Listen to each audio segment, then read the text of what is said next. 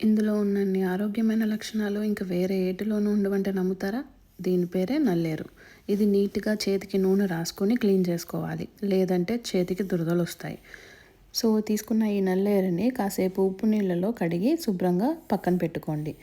Next stove వెలిగించి ప్యాన్‌లో నూనె పోసుకొని అందులో మినపప్పు, మినపగుళ్ళు కొంచెం వేసి, కొంచెం పచ్చిశనగపప్పు, ఎండుమిర్చి కారంకి తగ్గట్టుగా వేసుకుంటే సరిపోతుంది.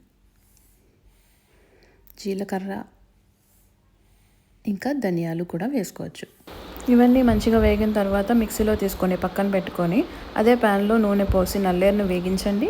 అందులోనే తగినంత ఉప్పు, చిన్న బెల్లం అండ్ చింతపండు వేసి మంచిగా మిక్సీ గ్రైండ్ చేయండి. గ్రైండ్ చేసిన దాన్ని పోపులు వేసుకున్న నూనెలో మళ్ళీ వేగించాలి. అంతే, నల్లేరు పచ్చడి రెడీ. ఇందులో ఉన్న ఫైబర్ కంటెంట్ హెల్దీ డైజెషన్తో పాటు మన బోన్స్ కూడా స్ట్రెంగ్తన్ చేస్తుంది and anti oxidant properties diabetes ఉన్న వాళ్ళకి బ్లడ్ షుగర్ లెవెల్ తగ్గిస్తుంది.